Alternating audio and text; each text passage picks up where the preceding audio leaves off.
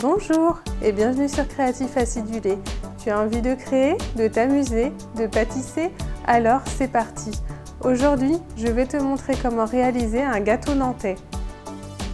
Pour réaliser un gâteau nantais, il nous faut 125 g de beurre ramolli, 150 g de sucre en poudre, 125 g d'amandes en poudre, 40 g de farine,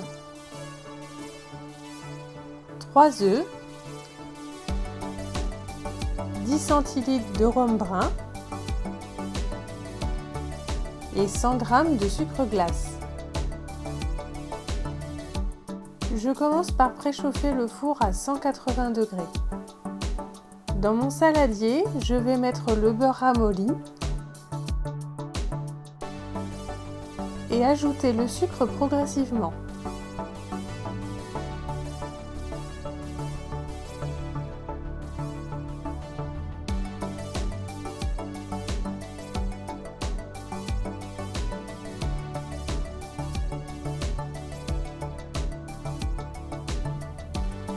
Le mélange doit blanchir.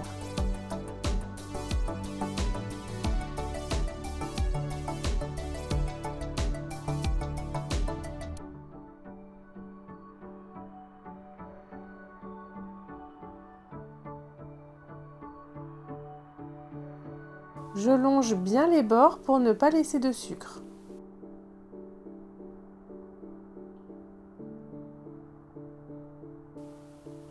J'ajoute ensuite les amandes.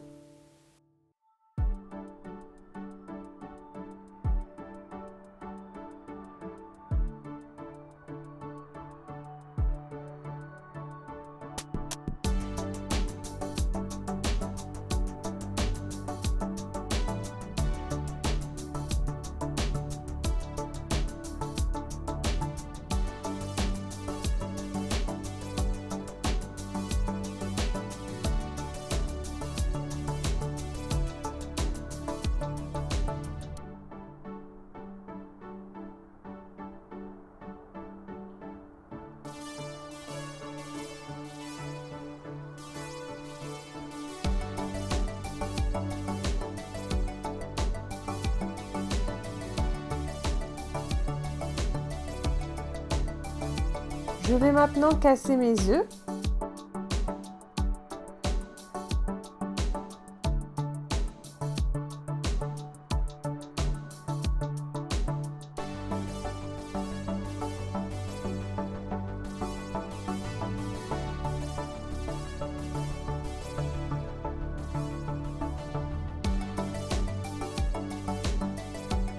À l'aide d'une fourchette, je viens les fouetter énergiquement comme pour faire une omelette.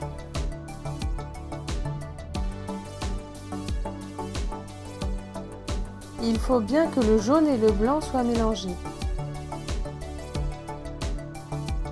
Je reprends ma pâte et je viens ajouter les œufs.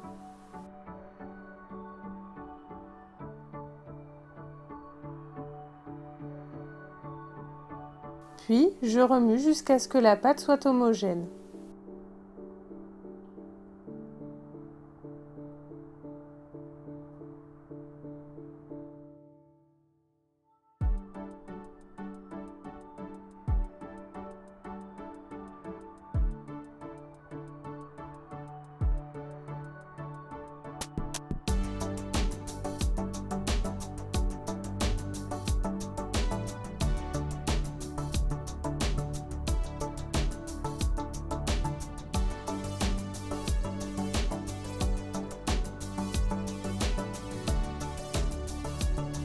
J'ajoute ensuite la farine.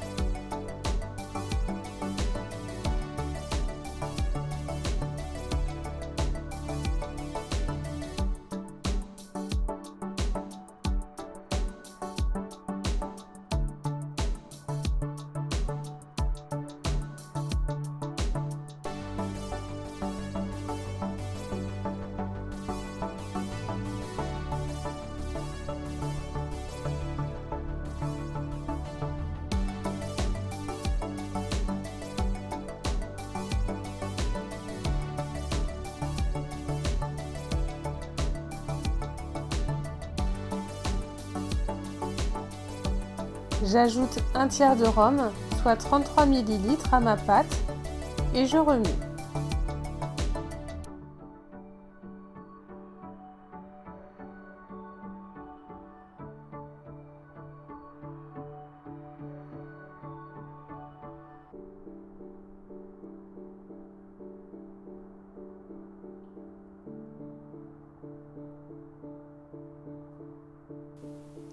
La pâte doit être bien fluide.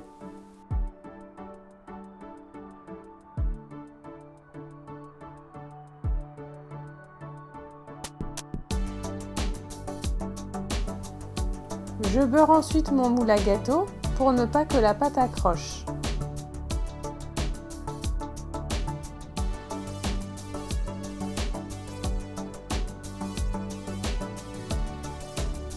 Je verse la pâte.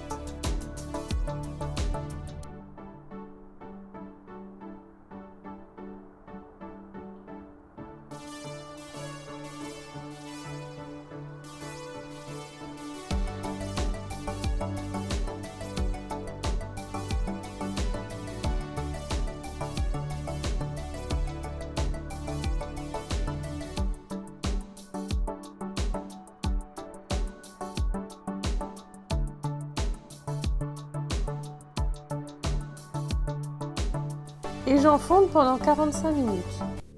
Pendant que cela cuit, parlons histoire. Il existe plusieurs légendes sur l'origine de ce gâteau. L'une d'entre elles nous raconte qu'au XVIIIe siècle, le port de Nantes s'enrichit par le commerce triangulaire qui s'effectue à partir du port de Nantes vers le continent africain et les Antilles.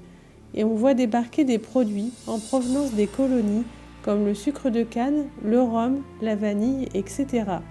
Il aurait été inventé en 1820 par M. Rouleau, un maître foissier, avec ses ingrédients qui se retrouvent dans la composition de ce gâteau.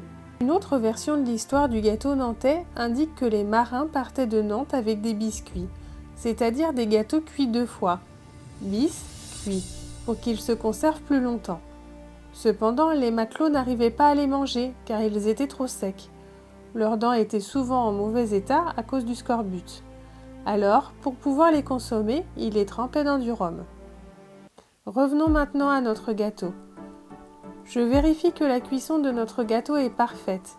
Une fois le temps de cuisson écoulé, je plante la pointe du couteau au cœur du gâteau et si elle ressort propre, je sors le gâteau du four, il est cuit. À la sortie du four, j'arrose le gâteau avec la moitié du reste de rhum, soit 35 ml.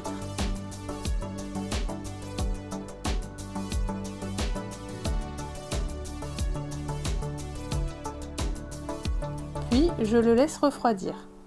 Je prends une assiette que je place sur mon plat, puis je le retourne pour démouler mon gâteau.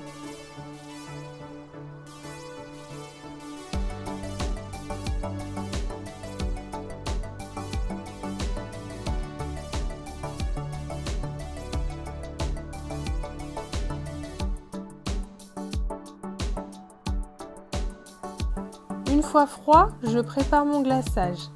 Pour ça, je prends mon sucre glace et je mélange progressivement le reste du rhum.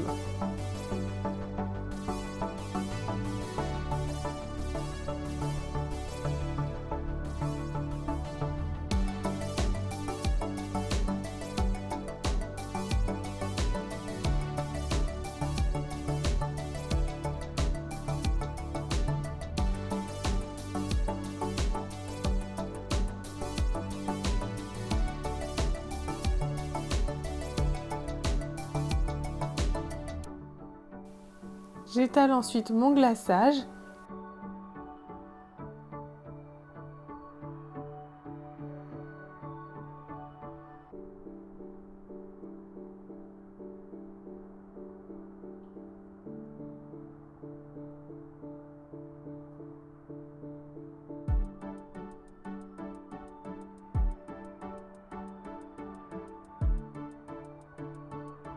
Et je vais patienter pour que le glaçage prenne.